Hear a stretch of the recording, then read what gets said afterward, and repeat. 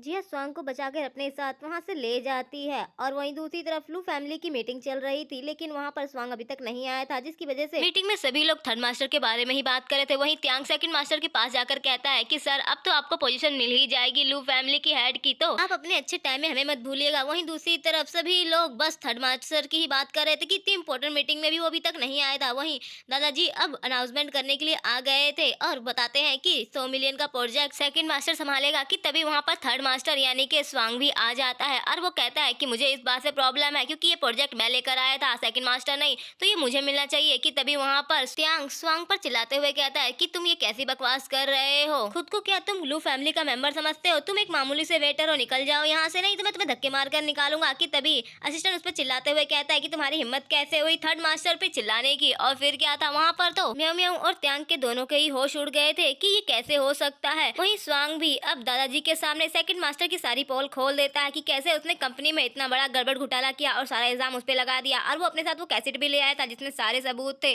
जिसे देखकर second master थोड़ा घबरा जाता है और अपने दादाजी को समझाने की कोशिश करता है कि इसमें उसका कोई भी हाथ नहीं है, और जल्दी से वो कैसेट लेकर तोड़ देता है और कहता है कि ये कोई भी सबूत नहीं है, तुम नकली लेकर आए थे, और खुश होने लगता है कि अब उसके खिलाफ कोई सबूत नहीं है। लेकिन तभी स्वांग उसे बताता है कि तुम्हें क्या लगता है कि मैं इतना बड़ा बेवकूफ हूँ जो सबूत मैं इस सीडी में लेकर आऊंगा। और फिर वो पेन ड्राइव निकाल कर लैपटॉप में कनेक्ट करके वो दादाजी को सारी चीजें दिखा देता है और साथ ही उन्हें ये भी बता देता है कि उसकी जान के पीछे कोई और नहीं बल्कि सेकंड मास्टर ही लगा था और उसे जान से मारने की कोशिश ही की थी। लेकिन सेकंड मास्टर बड़ा ही बेशरम था, वो अभी भी अपनी गलती मानने को तैयार नहीं था और सांग से सबूत मांगने लगता है। कि तभी वहाँ पर जिया आ जाती है और कहते मेरे पास सबूत है क्योंकि मैं सी फैमिली की डॉटर हूँ। और फिर क्या था, ये बम सबके ऊपर फूट चुका था, लेकिन त्यांग तो इस बात को मानने को अभी भी तैयार नहीं था। और म्याऊ म्याऊ वो तो सीधे सीधे बोल देती कि तुम झूठ बोलना बंद करो क्योंकि शी फैमिली की डॉटर तुम नहीं मैं हूँ। और फिर क्या, ये सुनकर तो त्यांग खुश हो जाता है और कहता है कि सच में तुम शी फैमिली की डॉटर हो, तो तुमने मुझे पहले क्यों नहीं बताया? तो म्याऊ म्याऊ ड्रामा करते हुए कहते हैं मैं अपनी हाई पोजीशन किसी के सामने रिवील नहीं करना चाहती थी। कि तभी जिया बोलती है कि सच में तुम सी फैमिली की एल्डर डॉटर हो, अगर ऐसा है तो तुम्हें प्रोजेक्ट के बारे में तो सब कुछ पता होगा ना कि 100 मिलियन के प्रोजेक्ट में कितने सारे अमाउंट है और कितनी सारी फाइलें हैं।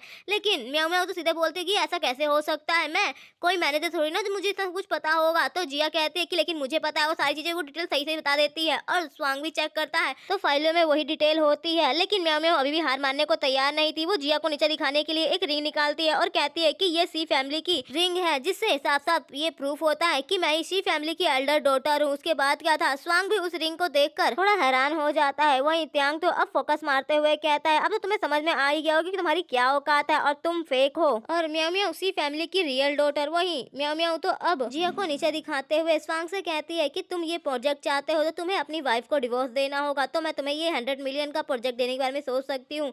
वहीं स्वांग भी थोड़ा परेशान हो जाता है कि वो क्या करे। कि तभी म्याऊ म्याऊ जिया के पास आकर कहती है देखो अब तुम्हें तुम्हारा हस्बैंड भी तुम्हें छोड़ देगा, तुम किसी भी लायक नहीं हो, तुम्हें हर कोई छोड़ देता है, तुम इसी लायक हो, सिर्फ छोड़ने के लिए बनी हो। कि तभी स्वांग जिया के पास आ जाता है, जिसे देखकर तो म्याऊ म्याऊ काफी ज्यादा खुश होने लगती है। वहीं जिया सैड होते हुए कहती है मैं समझ सकती हूँ, लेकिन तभी स्वांग कहता है कि तुम चिंता मत करो, मैं तुम्हें नहीं छोड़ने वाला हूँ क्योंकि तुम मेरी वाइफ हो और मैं तुमसे बहुत प्यार करता हूँ। जिसे म्याऊ म्याऊ को तो काफी ज्यादा गुस्सा आने लगता है। वहीं ग्रैंडफादर भी स्वांग पर चिल्लाने लगते हैं और कहते हैं कि तुम पागल हो चुके हो क्या, तुम 100 मिलियन के प्रोजेक्ट के बदले इस लड़की को चूज कर रहे हो, तुम इसे छोड़ दो। लेकिन स्वांग कहता है कि मैं बिल्कुल भी नहीं छोड़ने वाला हूँ क्योंकि जिया मेरी वाइफ ही नहीं बल्कि मेरी लाइफ भी है। उसके बाद क्या था, म्याऊ म्याऊ को तो काफी ज्यादा गुस्सा आने लगता है कि जिया को कैसे एक लॉयल बंदा मिल सकता है। वहीं जिया म्याऊ म्याऊ की पोल खोलते हुए बताती है कि ये रिंग जो तुम्हारे पास है वो फेक है क्योंकि रियल रिंग मेरे पास है क्योंकि शी फैमिली की रियल डॉटर मैं हूँ। और फिर वो अपनी रिंग निकाल लेती है। जिसके बाद क्या था, ग्रैंडफादर और सभी लोग हैरान हो जाते हैं कि भला दो रिंग कैसे हो सकती है क्योंकि दोनों ही रिंग बिल्कुल एक जैसी थी। जिससे अब म्याऊ म्याऊ भी थोड़ा परेशान हो जाते हैं कहीं इसकी पोल ना खुल जाए। कि तभी जिया बताती है कि ये कोई मामूली रिंग नहीं बल्कि बहुत ही स्पेशल रिंग है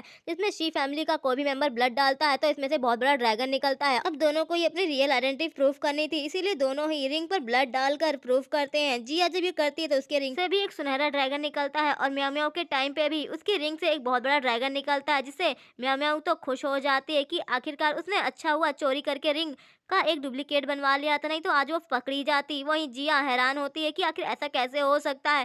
जिससे अब म्याऊ म्याऊ कॉन्फिडेंस के साथ कहती है कि अब मैंने सबको प्रूफ कर दिया है कि रियल मिस शी मैं हूँ, तुम नहीं, और तुम झूठी हो। वहीं दादाजी भी थोड़ा कंफ्यूज हो गए थे, उन्हें कुछ समझ नहीं आ रहा था। कि तभी सेकंड मास्टर आकर उन्हें मनाने की कोशिश करता है और उन्हें समझाता है कि उसने ऐसा कुछ भी नहीं किया। लेकिन तभी वहाँ पर जिया आ जाती है और उस 100 मिलियन के प्रोजेक्ट को फाड़ कर चली जाती है स्वांग को अपने साथ लेकर और चिल्लाते हुए कहती है कि उन लोगों की हिम्मत कैसे हुई मुझे परेशान करने की, इसका खामियाजा तो उन्हें भुगतना ही पड़ेगा। है, लेकिन स्वांग उसे समझाता है और उसे गुस्सा करने के लिए मना करता है और कहता है कि चाहे कुछ भी हो जाए मैं हमेशा तुम्हारे साथ रहूंगा, जिससे जिया तो काफी खुश हो जाती है। वहीं जिया कहीं जा रही होती है कि तभी उसके पीछे कोई आदमी लगा हुआ था कि तभी स्वांग के पास एक मैसेज आता है और उसके पास एक फोटो आती है कि जिया का किडनैप हो चुका है, जिससे वो परेशान हो जाता है। वहीं दूसरी तरफ जिया को वो किडनैपर किडनैप करके ले आया था और अब उसके साथ वो कुछ गलत करने के इरादे से था, क्योंकि उसे जिया को बदनाम करने के लिए पैसे मिले थे और वो उसके साथ कुछ कर पाता कि जिया उस पर गुस्से चिल्लाती और कहती कि तुमने मेरे साथ कुछ भी किया तो मेरा हस्बैंड तुम्हें छोड़ेगा नहीं। कि तभी स्वांग वहाँ पर सही टाइम पर आकर जिया को बचा लेता है, हॉस्पिटल में ले आता है। कि तभी असिस्टेंट उसे बताता है कि ग्रैंडफादर का बर्थडे पार्टी चल रहा है और उसमें सभी लोग गए हुए हैं, तो अब हमें आगे क्या करना चाहिए। वहीं हम दूसरी तरफ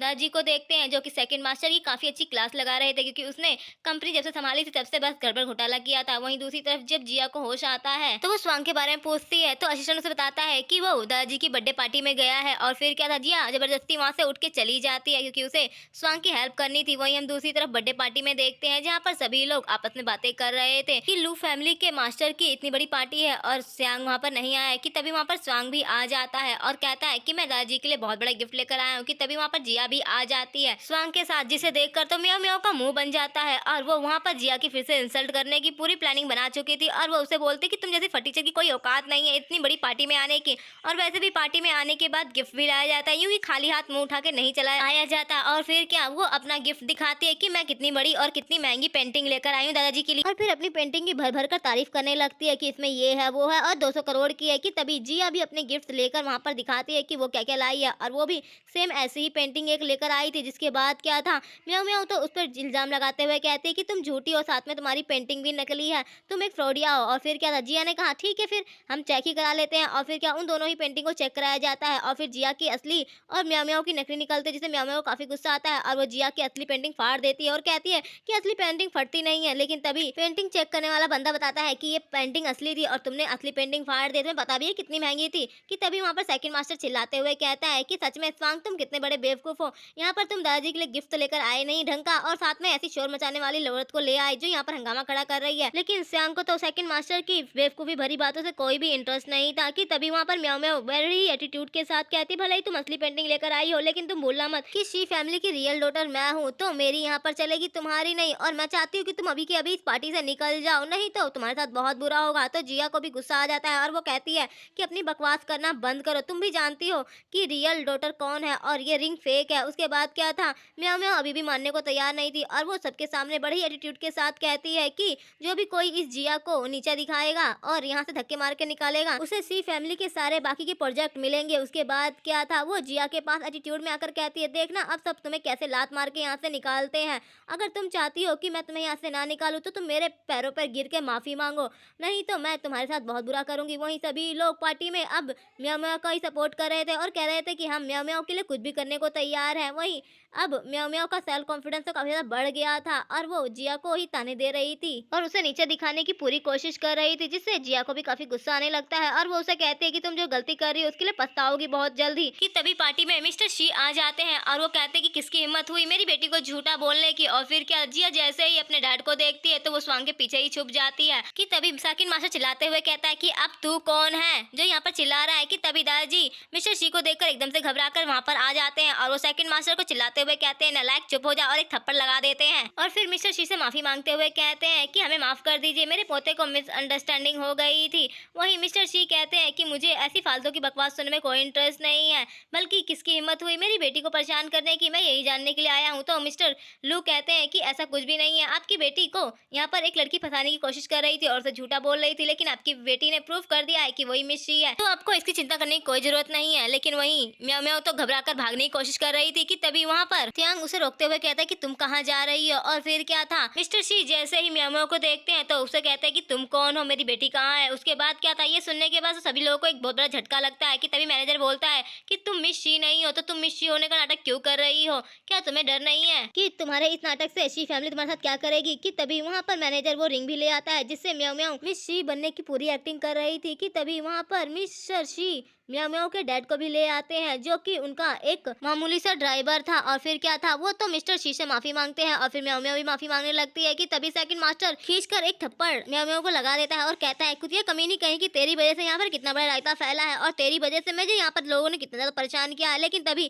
म्याओ म्याओ एटीट्यूड के साथ कहते हैं कि मैं यहाँ अकेले ड्रामा करने वाली नहीं हूँ, बल्कि आपकी बेटी का ड्रामा करने वाली एक लड़की और है। और फिर वो जिया की तरफ उंगली करके कहती है कि ये लड़की भी ड्रामा कर रही थी। वहीं जिया भी स्वांग के पीछे से निकलती है और अपने डैड से सॉरी बोलते हुए कहती है कि सॉरी डैड, मैंने पहले ही शादी कर ली है, प्लीज मुझे आप मेरे हस्बैंड से दूर मत करिए। और फिर वो स्वांग से चिपक जाती है। वहीं बेवकूफों का प्रेसिडेंट त्यांग, उसे तो शत मानो सदमा ही लग गया था कि उसने कितनी बड़ी गलती कर दी है। और वो मिस्टर शी के पैर पकड़ते हुए कहता है कि मुझे माफ कर दीजिए, मैंने इसमें कुछ भी नहीं किया, मैंने सारी गलती इस म्याओ म्याओ की है, उसने मुझे बेवकूफ बनाया था और मेरी कोई भी गलती नहीं है। वहीं म्याओ म्याओ तो पागलों की तरह कहती है कि नहीं, ये अभी भी झूठ बोल रही है, मिस शी नहीं हो सकती है। और वो अभी भी पागलों की तरह चिल्ला रही थी कि तभी मिस्टर शी चिल्लाते हुए कहते हैं कि चाहे कुछ भी हो जाए, मैं ये शादी को नहीं मानता हूँ। लेकिन तभी मैनेजर भी मिस्टर शी को समझाते हुए कहता है कि सच में मैडम उनसे बहुत प्यार करते, प्लीज मान जाइए ना, जिससे अब मिस्टर शी भी मान जाते हैं। वहीं हम कुछ दिन बाद देखते हैं कि जिया दादाजी के साथ चेस खेल रही थी और फिर उनसे भी उन्हें शादी की परमिशन मिल गई थी। वहीं दूसरी तरफ त्यांग की भी कंपनी बैंकरप्ट हो जाती है और उसे और सेकंड मास्टर को जेल हो जाती है। वहीं हम दूसरी तरफ कुछ